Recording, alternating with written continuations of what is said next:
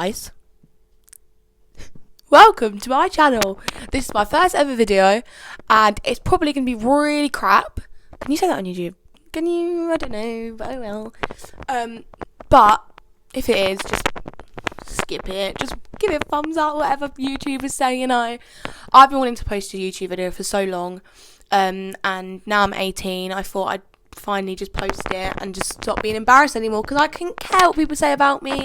So yeah, let's get on to the video. As this is my first video, I thought I'd talk about something that I struggled with for ages, and I know a lot of people now my age are struggling with too. I'm going to talk about my driving experiences and my driving test story, how I passed, how awful and scary the test was, but how I managed to do it anyway in the end. It all starts when I was like 15, sorry, I'm literally balancing my phone on my baby sister's memorial like photo thing and it's just not working. I can't hold my phone up. Anyway, so it all started when I was like 15. I live in a village out in the countryside. It's not too far from the town, but we are still out in the country. We are a very rural area. So I've always wanted to drive. My parents drove at a young age, and for me it was just something that I really wanted to do. So for my 17th birthday, it came around really quickly. My dad said to me he'll buy me my first car. I was crying, tears were going everywhere. I was like, I couldn't care what it is, I just want to drive to Tesco in the middle of the night and get bloody ice cream. Like, to me, I did not care. Sometimes that is different for other people, but for me, in my situation, I really didn't care what car I had, and I love my little car. But we'll get to that at the end. So my mum told me that she would pay for me if I wanted to do an intensive driving course, which is a week long, 5 hours a day of driving for 5 days. And I was like, yes, please. If there's a test at the end, there was a test at the end and they had a good pass rate. And I was like, oh my God, why would I not do that? Are you joking? People take years and years and years to pass a driving test. Why would I not do that? So she signed me up. She paid for it all, which I'm very grateful for. And the first lesson came around. I've driven a car before, not on the road. Bitch, I hope not. Farm, but I sold it obviously because I was like 14. So I had no experience really, but I gave it a go and I was actually quite good. No, you weren't. No, you weren't. I was good for a beginner. So I was like, yes, I'm doing so good. And the 5 hours went really slowly, but I knew it was worth it for all the experience I was going to get. So after the first 2 lessons, which was 10 hours of driving consecutively, I was like, I'm not sure if I'm ready for the test, but it's included with the package, so you have to do the test at the end. And the company that I was with don't offer lessons after, so if you do fail, then you can't go back to them and do more lessons. You have to go somewhere else. So I was like, okay. To be fair, I didn't actually know that at the time. I just knew that after. So anyway, it got to the last 5 hour lesson and the instructor was like, I think you're going to pass, blah, blah, blah, blah, blah. Everyone around me was like, are you sure you're going to pass? Are you sure? And I was like, shut up. Do not tell me this. I am passing. There is no other way out of this or I die trying. No, I'm joking, but also, excuse the corner of my eyelashes literally coming off. So,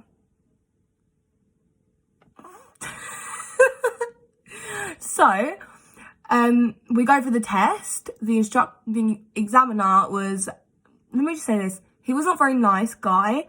I know I didn't have a lot of experience. I had 20 hours, but not a lot of hours experience, time-wise experience. And he wasn't very nice to me about it. He wasn't like comforting in any way. He was a bit of a dick, really. But anyway, I failed the test. I thought I'd pass, which is the worst feeling ever. Because when you think you passed, you're like, yes, I passed.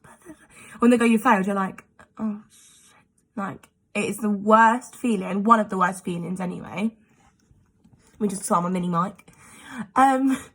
So I failed my test and I was heartbroken. So if any of you have ever failed driving tests, for like 2 days after, you're literally like in despair. You don't know what to do with your life. You don't know if you ever want to get in a car ever again. You think, oh, I'm so crap at this. I'm never going to pass. No one's ever going to teach me. And that's how I felt for the next couple of days after. So after that, I joined another company in Hastings, where I'm from. Well, I'm not from Hastings, but that's where I live. That's the area I live anyway. I'm not going to tell my postcode, you creep. I don't know what I'm doing. So I joined this other company. And this company in my area was quite high rated. A lot of people that I know had gone with them. So I was like, yeah, that sounds good. So I got an instructor, paid my lessons every week. And it just wasn't going anywhere. I'd been with him for a month. I'd done about 15 lessons. About 15 hours. And it just wasn't going anywhere. I felt like I wasn't actually getting any more experience than what I had. And he kept telling me that I was going to fail. I was always going to fail. He was not positive at all. Crap instructor. He talked crap about me after, but I'll get to that at the end as well.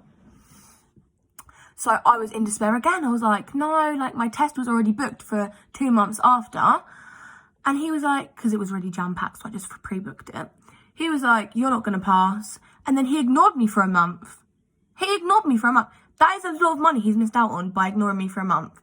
And I was so ready to do it. Like, I was ready to do as many hours as it took to pass. But anyway, he ignored me. So I was in despair again. I was like, this is my second driving instructor. Why does no one like me? Why does no one want to teach me? I was like, this is actually the worst thing ever. Because it's not like I'm just not doing it. He's refusing to teach me. So I ended up finding BSM. And BSM is like, I think it's the longest running driving company in England. And I got paired up with this guy called Gary, who is from the same area as me. And he said, yeah, he would teach me. So you had to book a certain amount of hours online. So I booked like 5, I think. And you had to prepay, and then you pay every lesson. And I was like, yeah, that's 100% fine with me. I borrowed some money off my granddad to pay for it. It was all good. I did 9 lessons with him, and I passed. And I was like, why is everyone telling me I'm going to fail if I'm going to pass? But Gary had faith in me the whole time. I was like, I'm going to fail. I'm not ready. I'm going to fail. He was like, no, you're not. You can do this. Like, pick your song to play on the way back from the test centre. I was like, are you on drugs? Because I don't think we're talking about the same person here, because if we're talking about me, I'm going to fail. I'm going to be heartbroken again. I'm not going to be able to drive. Can't pick my friends up. Can't go see my family. It's just going to be the worst thing ever again. He was like, you're going to pass. And I was like, whatever. Anyway, so I went in for the test. I got a really good test route in my area. And before I went in for the test, I asked my instructor, Gary, I said, would the manoeuvre be at the beginning of the test, or is it always at the end of the test? He goes, no, it's always at the end of the test. I was like, okay, cool. It's calm. I'm ready for it. Bring it on. Inside, I'm like dying. 5 minutes into the test, right, can you pull into Aldi for me? I was like, yes, of course I can. So we pull into Aldi. Can you do it forward Bay Park? And I was thinking, Jesus Christ. So one of the easiest manoeuvres. And it's the beginning of the test, so it's over and done with. And I was so happy. So that is a lesson, guys. If any of you are going to do your test, just know that, yeah, normally, traditionally, the manoeuvres are at the end of the test. A lot of things is normally how it always is. But they could easily just throw you whatever they want, because they can do whatever they want, because they're the ones that's going to pass you at the end of the day. So just be prepared for anything. And something I learned on my second test, the one I passed on, was do not go into your test thinking you're going to pass or you're going to fail. Just go into it thinking, if I fail, I fail. If I pass, I pass. It's not a big deal, even though it is. It depends how you feel, but for me it was. Just go into it thinking it's another lesson. If you pass, you pass. Fail, you fail. And just treat it how you would any other lesson, because if you go into it hyped up or sad, think you're going to fail, it's just not going to work out how you want it to. So just go into it with a positive, just go into it with a neutral mindset. That's what I would say, a neutral mindset.